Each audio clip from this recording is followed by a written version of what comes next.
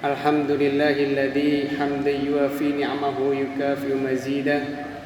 Ya Rabbana lakal hamdu kama yanbaghi li jalali wajhikal karim wa li'azimi sultanik. Subhanakallahumma la nuhsi thana'an 'alaika anta kama athnaita 'ala nafsik.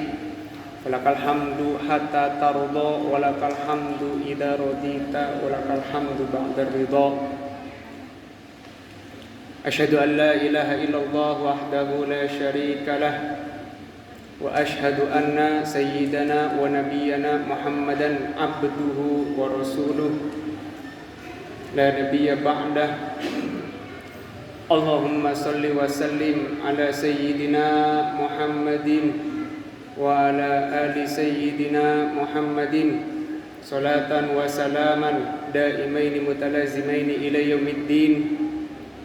Amma ba'du, faya ayyuhal hadirun, ittaqullaha haqqa tuqatih wa la tamutunna illa wa antum muslimun. Qala Allah Ta'ala fil Qur'anil Karim, a'udzu billahi minasy syaithanir rajim. Bismillahirrahmanirrahim. Kana an-nasu ummatan wahidah, fab'athallahu an-nabiyyina mubasysyirin wa mundhirin. وأنزل معهم الكتاب بالحق ليحكم بين الناس فيما اختلفوا فيه وما اختلف فيه إلا الذين أوتوه من بعد ما جاءتهم البينات بغيا بينهم فهدى الله الذين آمنوا لما اختلفوا فيه من الحق بإذنه والله يهدي من يشاء إلى صراط مستقيم. Jemaah salat Jumat Masjid Jami' Al-Mujahidin yang dimuliakan Allah Subhanahu wa taala. Segala puji bagi Allah yang telah memberikan kita berbagai macam kenikmatan sehingga kita dapat memenuhi panggilannya untuk menunaikan salat Jumat, nikmat yang harus digunakan dalam rangka memenuhi syariat Islam yang telah ditetapkannya. Salawat beserta salam mari kita haturkan kepada Nabi Muhammad sallallahu alaihi wasallam, juga kepada para keluarganya, sahabatnya, dan semoga melimpah kepada kita sebagai umatnya yang insyaallah akan berkumpul dengan nabinya Nabi Muhammad di yaumil qiyamah nanti. Amin ya rabbal alamin. Jemaah salat Jumat Masjid Jami' Al-Mujahidin yang dimuliakan Allah, tujuan umat manusia diciptakan Allah Subhanahu wa taala hidup di dunia ini adalah untuk beribadah kepada Allah Subhanahu wa taala. Dalam beribadah kepada Allah Subhanahu wa taala, umat manusia tentu memerlukan dan membutuhkan junjungan ataupun panutan serta pedoman agar tidak tersesat selama hidup di dunia ini. Oleh karenanya, salah satu hikmah pelajaran diutusnya para nabi dan diturunkannya kitab-kitab suci kepada umat manusia adalah sebagai junjungan dan panutan serta pedoman yang ditujukan untuk menuntun manusia kepada kebenaran. Hikmah pelajaran diutusnya para nabi dan diturunkannya kitab Al-Quran tertuang dalam surat Al-Baqarah ayat 213. Allah Subhanahu wa taala berfirman, A'udzu billahi minasyaitonir rajim. Kana an-nasu ummatan wahidah, fab'atsallahu an-nabiyyina mubasysyirin wa mundhirin wa anzala ma'ahumul kitaba bil haqqi liyahkuma bainan nasi fi makhtalafu fihi wa makhtalafa fihi illa alladziina utuhu min ba'di ma ja'athumul bayyinatu baghyan bainahum fahadallahu alladziina amanu limakhtalafu fihi minal haqqi bi'idnihi wallahu yahdi man yasha'u ila siratim mustaqim. Yang artinya manusia itu dahulunya umat yang satu dalam ketauhidan, dalam beragama. Setelah timbul adanya perselisihan, lalu Allah mengutus para nabi untuk menyampaikan kabar gembira dan peringatan. Allah menurunkan bersama mereka kitab suci yang mengandung kebenaran untuk memberi keputusan di antara manusia tentang perkara yang mereka perselisihkan. Tidak ada yang berselisih tentangnya kecuali orang-orang yang telah diberi kitab setelah bukti-bukti yang nyata sampai kepada mereka karena kedengkian di antara mereka sendiri. Maka dengan kehendaknya Allah memberi petunjuk kepada mereka yang beriman tentang kebenaran yang mereka perselisihkan. Allah memberi petunjuk kepada siapa yang Dia kehendaki ke jalan yang lurus berdasarkan kesiapannya untuk menerima petunjuk. Quran Surat Al-Baqarah. Jamaah salat Jumat Masjid Al-Mujahidin yang dimuliakan Allah Subhanahu wa taala, Imam As-Suyuti dalam tafsir Jalalain menjelaskan secara ringkas maksud ayat di atas yang tadi adalah dahulunya umat manusia merupakan umat yang satu kesatuan dalam keimanan, beriman kepada Allah Subhanahu wa taala. Dengan seiring berjalannya waktu manusia berselisih, berbeda pendapat, sehingga sebagian dari mereka tetap beriman dan sebagian yang lain menjadi kufur. Kemudian Allah mengutus para nabi setelahnya sebagai pembawa kabar gembira dan peringatan, serta menurunkan bersama mereka kitab-kitab sebagai pemutus hukum atau penentu hukum dan penjelas di antara manusia yang berselisih atau yang berbeda pendapat tadi. Namun meski setelah datangnya utusan nabi yang membawa kebenaran, sebagian dari mereka ada yang tetap dalam kekufuran, tidak beriman karena sifat dengki yang mereka miliki. Maka kemudian Allah menegaskan bahwa Ia memberi petunjuk kepada orang-orang yang beriman terhadap yang diperselisihkan tadi itu, dan menegaskan bahwa Ia memberi petunjuk kepada siapa saja yang dikehendakinya. Sebagaimana dijelaskan oleh As-Suyuti, umat manusia dahulunya merupakan umat yang memiliki keimanan satu, yaitu mentauhidkan dan mengesahkan Allah.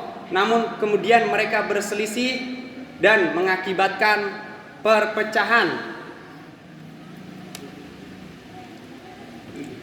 Mengakibatkan perpecahan yang kemudian terbagi menjadi dua, ada yang beriman dan tidak beriman. Jamaah masjid salat Jumat Al-Mujahidin yang dimuliakan Allah Subhanahu wa taala, lalu kapan umat manusia mulai berselisih atau berbeda pendapat mengenai keimanan? Dalam hal ini Ibnu Katsir dalam tafsir Al-Quran Al-Azim juz 1 halaman 569 menyebutkan riwayat yang menjelaskan 10 generasi di antara Nabi Nuh dan Adam alaihissalam masih dalam syariat yang benar atau beriman kepada Allah. Kemudian mereka berselisih setelahnya, sehingga Allah menurunkan para nabi untuk kembali meluruskan mereka ke dalam syariat yang benar. Ibnu Katsir berkata, an Ibni Abbas qala kana baina Nuh wa Adama asyratu qurun kulluhum ala syari'ah minal haqqi fahtalafu fa ba'athallahu nabiyyina mubasysyirin wa mundhirin.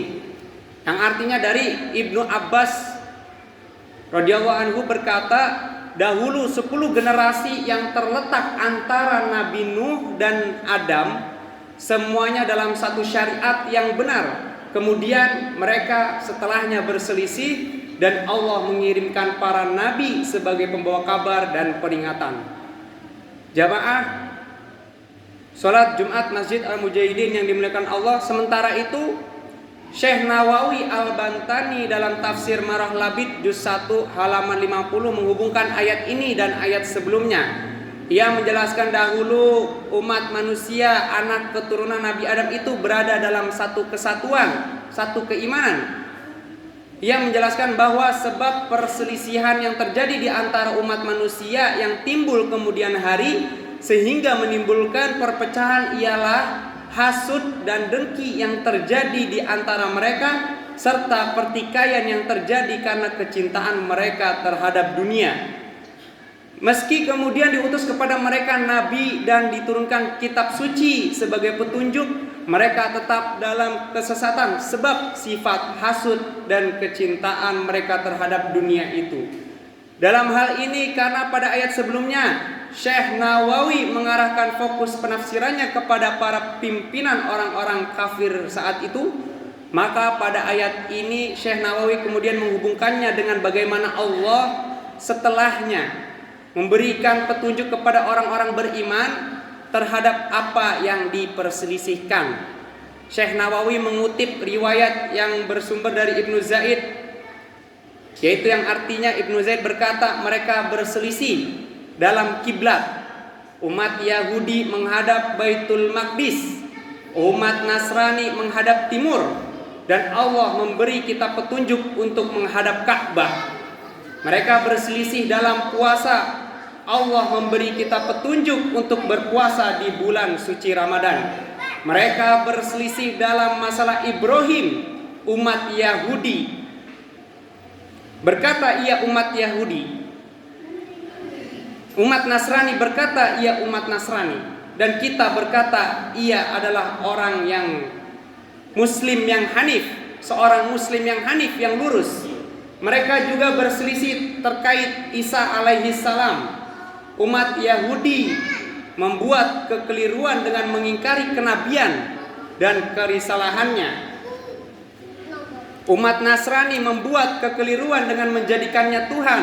Sedangkan kita umat Muslim mengucapkan kebenaran, yaitu bahwa Isa alaihi salam adalah hamba Allah dan utusan atau nabinya. Jamaah sholat Jumat yang dimuliakan Allah Subhanahu wa ta'ala, kesimpulannya hikmah diutusnya para nabi dan diturunkannya kitab suci, kitab-kitab suci kepada umat manusia adalah sebagai junjungan atau panutan serta pedoman yang menuntun kepada kebenaran yang hakiki. Dan hakikat penciptaan manusia yaitu hanya untuk beribadah kepada Allah Subhanahu wa ta'ala. Tentu sebagaimana dijelaskan pada khutbah Jumat kali ini, tidak semua umat manusia yang diajak kembali kepada hakikat kebenaran yang asli, yang akan menerima dengan lapang dada dan mengikuti dengan sukarela. Tidak semuanya, banyak penolakan dan tantangan lainnya yang menjadikan nabi atau semua utusan Tuhan sebagai manusia istimewa yang dipilih untuk mengemban tugas yang berat. Barakallahu li wa lakum fil Qur'anil azim wa nafa'ani wa iyyakum bima fihi minal ayati wa dzikril hakim. Taqabbalallahu minna wa minkum tilawatahu innahu huwas samiul alim. Aqulu qouli hadza wa astaghfirullah li wa lakum wa lisairil muslimin wal muslimat fastaghfiruh innahu huwal ghafurur rahim. Allahumma shalli ala sayyidina Muhammad wa ala ali sayyidina Muhammad.